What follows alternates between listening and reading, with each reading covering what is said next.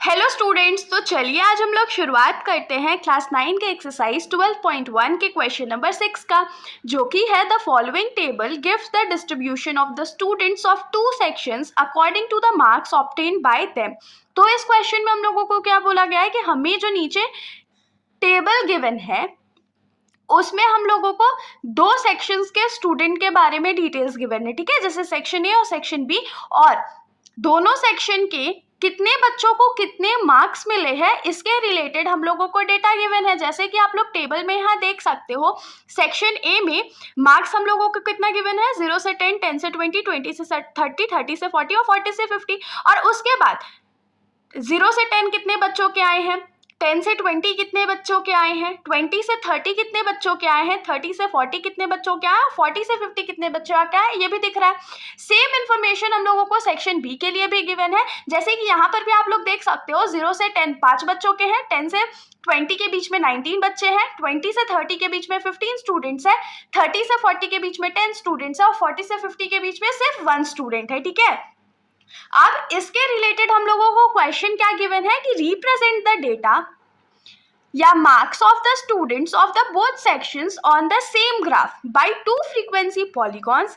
From the two polygons compare the performance of the two sections. तो इसमें क्या बोला गया है कि हम लोगों को ऊपर जो टेबल गिवन है उसके बेसिस पे दोनों सेक्शन के लिए हम लोगों को फ्रीक्वेंसी पॉलीगॉन बनाना है।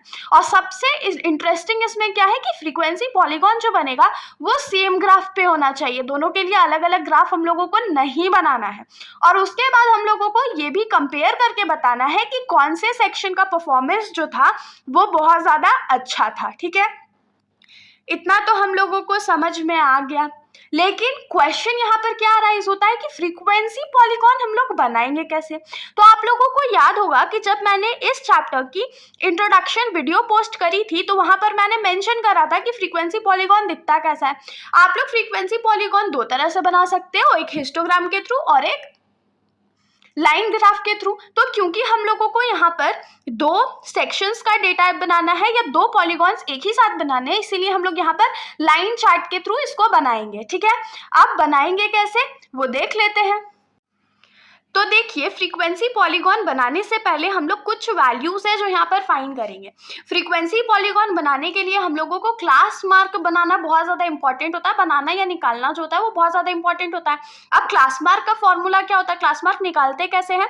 तो क्लास मार्क का जो हमारा फॉर्मूला है वो होता है, क्लास मार्क का फॉर्मूला होता है upper limit plus lower limit divided by 2। मतलब किसी भी क्लास के लिए जो अपर लिमिट होगा और जो लोअर लिमिट होगा उसको ऐड करेंगे और फिर 2 से डिवाइड कर देंगे। तो यहाँ पर जैसे हम लोग देख सकते हैं, अपर लिमिट इस क्लास के लिए क्या है 10 और लोअर लिमिट क्या है तो 0। तो 10 प्लस 0 क्या हो जाएगा 10 हो जाएगा, और उसको जब 2 से हम लोग डिवाइड कर देंगे तो वो हमारे पास कितना आ जाएगा, 10 डिवाइडेड बाई 2 होता है 5। सिमिलरली 20 प्लस 10 कितना होता है 30, और 30 डिवाइडेड बाई 2 कितना होता है 15। सेम इसी प्रोसेस से ये क्या आएगा 5, 15, 25, 35 और 45। यहाँ पर हमारा क्लास मार्क निकल चुका है। अब सेक्शन बी के लिए भी सेम चीज करेंगे, सेक्शन बी के लिए भी हम लोग क्लास मार्क निकालेंगे और क्लास मार्क सिर्फ फॉर्मूला से निकालेंगे। तो इसका भी आएगा 5, 15, 25, 35 और 45। सिर्फ हमारा मेहनत यहीं पर खत्म नहीं हुआ है, थोड़ा सा हम लोगों को इसमें और क्या लॉजिक लगाना है कि फ्रीक्वेंसी पॉलीगॉन बनाने के लिए हम लोगों को इस क्लास से पहले जो क्लास एग्जिस्ट करा था वो भी लिखना है खुद से एज्यूम करके, और इस क्लास के बाद जो क्लास इंटरवल एग्जिस्ट करेगा उसको भी लिखना है। जैसे कि पहले में क्या 0 से 10 शुरुआत हो रहा था, तो 0 तक जाने के लिए हम लोग क्या करेंगे, 0 से यहाँ हो जाएगा -10 से 0, ठीक है, 10 आगे, क्योंकि देखिए यहाँ पर 10 और 0 के बीच में कितना डिफरेंस है 10 का है, तो वैसे ही 0 और -10 के बीच कितना डिफरेंस हो जाएगा 10 का हो जाएगा। सिमिलरली यहाँ पर हम लोग क्या लिख सकते हैं 40, 50 के बाद क्या आएगा 50, 60। और क्योंकि इन दोनों का फ्रीक्वेंसी हम लोगों को नहीं पता है, इसीलिए हम लोग फ्रीक्वेंसी क्या अज्यूम कर लेंगे 0 कर लेंगे, लेकिन क्लास मार्क तो निकलेगा ना। तो क्लास मार्क इन दोनों का कितना निकलेगा -10 प्लस 0 क्या हो जाएगा -10, और -10 डिवाइडेड बाई 2 क्या हो जाएगा तो -5। तो -5 क्लास मार्क निकला। और 50 प्लस 60 कितना होता है 110, और 110 डिवाइडेड बाई 2 क्या हो जाएगा तो 55। ये हो गया। सिमिलरली हम लोग सेक्शन बी के केस में भी यही करेंगे। यहाँ पर ये क्या हो जाएगा -10 से 0 और 50 से 60, इसमें भी फ्रीक्वेंसी हमारा दोनों के लिए 0 रहेगा क्योंकि हमने खुद से इसको अज्यूम करा था। इसका क्लास मार्क 55 हो जाएगा और इसका क्लास मार्क -5 हो जाएगा। तो ये वाला जो वैल्यू है आप लोगों को अज्यूम करना बहुत ज़्यादा इंपॉर्टेंट है, वरना हम लोग का जो फ्रीक्वेंसी पॉलीगॉन है वो उड़ता पुड़ता बनेगा, ठीक है, वो एक्स एक्सिस पे कभी मीट ही नहीं करेगा। तो चलिए आप शुरुआत करते हैं। तो फ्रीक्वेंसी पॉलीगॉन बनाने के लिए भी हम लोगों को कार्टेशियन प्लेन ड्रॉ करना पड़ता है। तो यहाँ पर मैंने कार्टेशियन प्लेन ड्रॉ कर लिया है। नीचे में हम लोग या एक्स एक्सिस पे हम लोग क्या लिखने वाले हैं, तो जो हमने अभी क्लास मार्क फाइंड आउट करा था वो, और जो हमारा वाई एक्सिस है उस पर हम लोग क्या लिखेंगे, तो फ्रीक्वेंसी ऑफ स्टूडेंट्स जो हम लोगों को गिवन था वो हम लोग लिखेंगे। तो क्लास मार्क से शुरू करते हैं। तो देखिए पहला क्लास मार्क जो था हमारा वो -5 आया था, मतलब कि वो नेगेटिव एक्स एक्सिस पे चला जाएगा। तो हम लोग इसको यहाँ पर मार्क करेंगे, ठीक है। तो ये -5, फिर 0 आ गया, 5, 15, 25, 35, 45 और 55। चाहो तो 65 भी लिख सकते हो, एक्स्ट्रा ही बचेगा। इधर हम लोग फ्रीक्वेंसी में क्या करते हैं कि 2 का गैप्स ले लेते हैं, ठीक है। जैसे 0 से 2, 4, 6, 8, 10, 12, 14, 16, 18, 20, 22 और 24, ठीक है। तो यहाँ पर हमने गैपिंग ले लिया है। अब हम लोग क्या करते हैं, सिंपली पहला वाला जो हमारा सेक्शन ए के लिए जो हम लोगों को गिवन डेटा है उसके लिए एक लाइन ग्राफ जैसा ड्रॉ करते हैं, ठीक है। तो सेक्शन ए के लिए जो हम लोगों का गिवन डेटा है उसमें सबसे पहला क्लास मार्क हमारा क्या है, तो -5, और -5 पे हमारा जो वैल्यू है वो 0 है। तो इसको हम लोग यहाँ पर मार्क कर लेते हैं। उसके बाद जो दूसरा क्लास मार्क है 5, तो 5 पे हमारा वैल्यू कितना चला गया है, तो 3, तो 3 यहाँ पर मार्क हो जाएगा। 15 पे हमारा वैल्यू कितना है, तो 9, तो 9 कितने के बीच में आता है, 8 और 10 के बीच में आता है ना। तो हम लोग इसको यहाँ पर मार्क कर लेंगे, स्ट्रेट मार्क करेंगे ताकि ज्वाइनिंग में हम लोगों को कोई भी दिक्कत ना हो। उसके बाद 25 क्लास मार्क के लिए हमारा वैल्यू कितना है, तो 17 है। तो 17 पे हम लोग कहाँ पर जाएंगे, तो 16 और 18 के बीच में, तो 16 और 18 के बीच में हमारा जो वैल्यू है कुछ यहाँ पर लाई करेगा। उसके बाद हमारा जो नेक्स्ट वैल्यू है 35 पे वो 12 है। तो 12 तो हम लोगों को दिख रहा है यहीं से, 35 पे 12 है, 12 पे हम लोग पॉइंट कर देते हैं। उसके बाद 45 पे हमारा वैल्यू कितना है, 9। फिर से हमारा वैल्यू कितना पे आ गया है, तो 9 पे आ गया। तो 9 पे हम लोग उसको मार्क कर लेते हैं। और लास्ट 55 पे हमारा वैल्यू कितना है, तो 0, तो 0 तो यहाँ पर आता है। अब हम लोग क्या करते हैं, नॉर्मली इसको ज्वाइन कर देते हैं। स्केल के थ्रू हम लोग इसको ज्वाइन करेंगे, बिना स्केल के ज्वाइन नहीं करना है,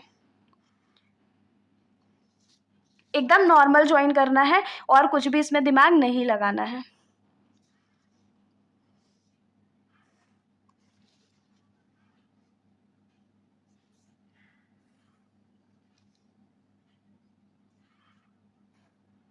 तो यहाँ पर हमने सारे जो लाइन्स है उसको ज्वाइन कर लिया है, यहाँ तक तो कोई दिक्कत नहीं हुआ होगा। तो ये हमारा सेक्शन ए का जो क्लास का था वो ड्रॉ हो चुका है। अब हम लोग दूसरे वाले पे आते हैं। दूसरा हमारा सेक्शन बी के लिए था। तो सेक्शन बी के लिए हमारा क्लास मार्क -5 पे 0 था। तो ये पॉइंट जो है वो हमारा कॉमन पॉइंट है, ठीक है। उसके बाद 5 पे कितना है, तो 5 है। तो 5 पे मार्क कर लेते हैं। तो 5 हमारा यहाँ पर लाई करेगा 4 और 6 के बीच में। और यहाँ पर थोड़ा सा ये जो डॉट है वो दूसरे टाइप का दे देंगे, जैसे कि सेक्शन ए के लिए हम लोग सिंगल पॉइंट यूज किया था, तो इस बार डबल पॉइंट का यूज कर लेते हैं, ठीक है। फिर 15 क्लास मार्क के लिए हमारा जो वैल्यू है वो कितना है, तो 19 है। तो 19 कहाँ पर लाई करता है, तो फिर 18 और 20 के बीच में कुछ यहाँ पर लाई करेगा। तो ये हमारा क्या हो जाएगा, सेक्शन बी का 15 क्लास मार्क के लिए। फिर क्लास मार्क 25 के लिए हमारा जो वैल्यू है वो कितना है, तो 15 है। तो 15 कहाँ पर लाई करेगा, 14 और 16 के बीच में। तो 15 कुछ हमारा यहाँ पर लाई करेगा। उसके बाद हमारा जो क्लास मार्क है नेक्स्ट 35 के लिए हमारा जो सेक्शन बी का वैल्यू है या फ्रीक्वेंसी है वो कितना है, तो 10 है। तो 10 तो हम लोगों को यहीं से दिख रहा है, तो 10 पे हम लोग मार्क कर लेंगे, डबल सर्कल कर दिए। फिर है 45 क्लास मार्क के लिए हमारा जो वैल्यू है वो 1 है। 1 है तो 1 तो हमारा यहीं पर मार्क हो जाएगा, तो हम लोग इसको यहाँ पर मार्क कर लेते हैं। और लास्ट वैल्यू तो सबका सेम होता है जो कि है 0, ठीक है। अब क्या करेंगे, जैसे हमने सेक्शन ए के लिए प्लेन लाइन से ज्वाइन करा था, तो सेक्शन बी के लिए हम लोग डॉटेड लाइन से ज्वाइन करेंगे। अब डॉटेड लाइन से कैसे ज्वाइन करते हैं देख लीजिए। ऐसे तो आप लोगों को डॉटेड लाइन बनाना आता ही होगा, थोड़ा सा लाइन छोड़ छोड़ के ड्रॉ करेंगे, ऐसा डॉटेड लाइन से हम लोग ज्वाइन करेंगे इसको, ठीक है। और कोई भी पॉइंट अगर बीच में मिस हो गया तो आपका जो फ्रीक्वेंसी पॉलीगॉन है वो पूरा खराब हो जाएगा, फिर आप लोगों को शुरू से शुरू करना पड़ेगा।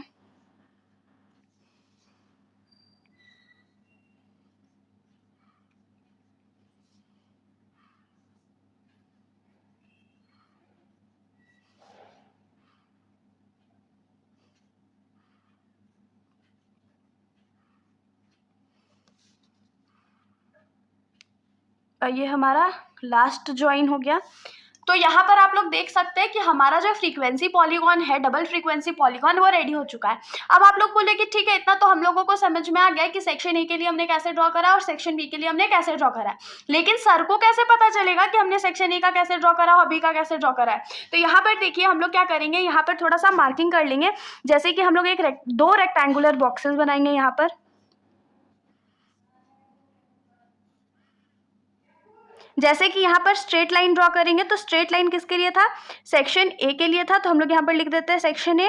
और जो डॉटेड लाइन यहाँ पर बना देंगे तो वहाँ से क्या पता चल जाएगा कि डॉटेड लाइन जो था वो सेक्शन बी के लिए था। तो यहाँ से हमारा जो डबल फ्रीक्वेंसी पॉलीगॉन है वो एकदम कंप्लीट हो जाता है। होप सो आप लोगों को समझ में आया तो चैनल को सब्सक्राइब जरूर करिएगा।